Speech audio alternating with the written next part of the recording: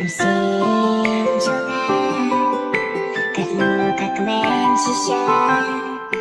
Haba pidon ringkat batngan Tanya pinga laji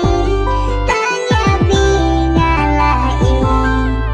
Bapelong ijong baroh shibun